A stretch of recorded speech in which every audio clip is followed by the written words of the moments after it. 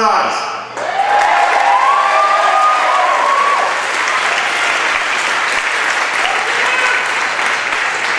And really what I thought I wanted to do today is maybe just talk a little bit about the journey that has led me from November 7, 2006 back here standing up in front of you today.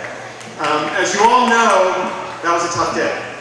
It was a tough day for me, it was a tough day for my family, but really, you know what, as hard as it was for us, it was a tough day because we know how hard all of you worked out there to get something done, and we felt like we couldn't get over the top, and it was difficult. But you know what? You live and learn from your failures, and you live and learn from your successes, and we're going to move forward. But one of the benefits of that tough day, the little side benefits, was I actually got to go back home to be with my family. And I had forgotten what that is like after traveling 50,000 or so miles over 10 months around the state.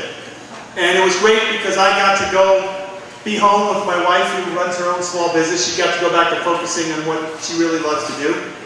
And I got to go back and spend some time with my 14-year-old son, Ben, who was starting high school.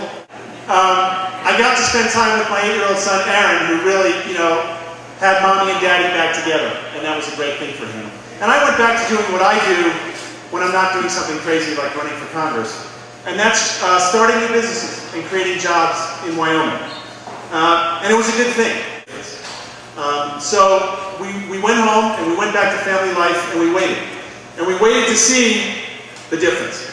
We waited to see the change. We waited to see what would happen. And as time went by, we kept waiting. And we waited. And we waited. And the simple truth is, nothing changed. We waited for someone to address the rising cost of gas and groceries. We waited for someone to step up and talk about our broken healthcare system. We waited for a sensible solution to a war that didn't go as planned. We waited for an economic plan that wasn't built on smoke and mirrors, for an economy that works for Main Street and not just for Wall Street. We waited for an energy policy that would reduce our dependence on oil. And mostly, we waited for Congress to stop bickering, to stop playing the blame game, and to stop blind allegiance to party on both sides and get ahead with the work of the American people. And we waited for straight talk and solutions. But you know what we got? We got more of the same old way. And our politicians kept pandering. They kept saying one thing, doing another, and hoping that none of us in this room or anywhere else in the country were paying attention. Because I'll tell you the way I see it. Our leaders and our elected officials in Washington, D.C., they don't trust us enough to tell us the truth. They don't trust anyone in this room. They don't trust anyone in this town. They don't trust people in the state of Wyoming. They don't trust people across the country enough to tell them the truth about some difficult issues and difficult things that we need to face in the years coming ahead.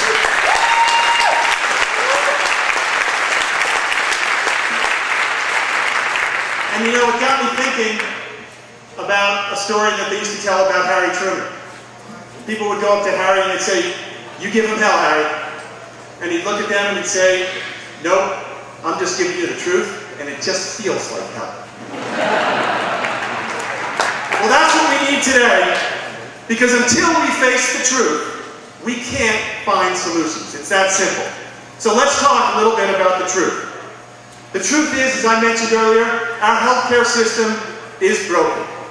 And doing nothing about it is a conscious policy choice by people who don't care about you and your family.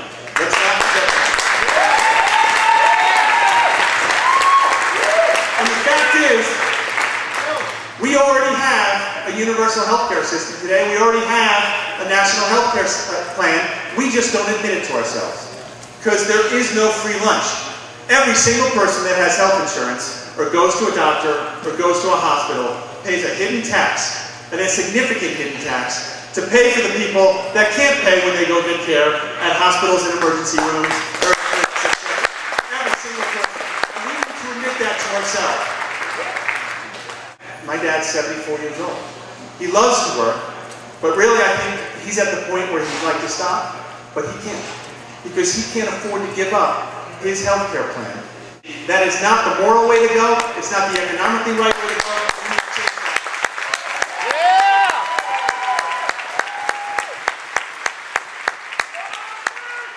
The truth is, we blew it in Iraq. Yeah. And our leaders don't have the guts to fess up and do what's needed.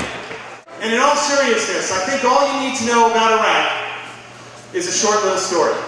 And that is when the president of Iran, Ahmadinejad, traveled to Iraq for a state visit a couple months ago. He was greeted with flowers, open arms, kisses on the cheeks, and all the pomp and circumstance reserved for a visiting dignitary. When Bush or Cheney or Condoleezza Rice, not too long ago, when they go over to Iraq, they do it in secret, they fly over in the dead of night, they go to the green zone, they stay 15 hours, they get the heck out of Dodge. And if that's the definition of success, if that's the definition of victory, I don't think that's something that people would have stood for in 2003. We need to change that.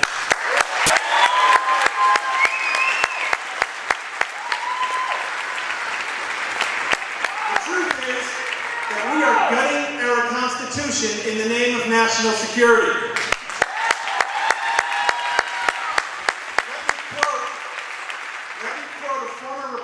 President and Supreme Commander Dwight D. Eisenhower, who said, quote, "The problem is how far you can go without destroying from within what you're trying to defend from without." And I feel that wholeheartedly. As I tell people all along, you know what? If you want to protect your Second Amendment right to bear arms, you better protect the First Amendment and the Fourth Amendments as well. Because if they can tap your telephone without a warrant, someday someone's going to come along and tell you they can take away your guns as well.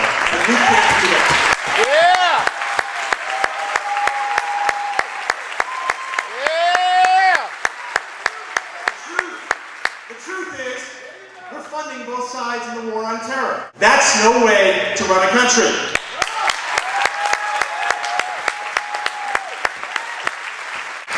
The truth is, most of us in this room in this country work 40 hours a week to fall behind and 60 hours a week just to keep pace. Gas and grocery prices keep going through the roof while our economy teeters on the brink. We here are a party on the rise. And today I stand in front of you to tell you that I am running again because we cannot afford 2 more years or even 2 more days of elected officials who don't trust us with the truth. I am asking you to stand up for your rights, stand up for your beliefs, and stand up for the future of your country. When we stand up, we rise, and we are a party on the rise. Thank you very much. God bless you, and let's go get it.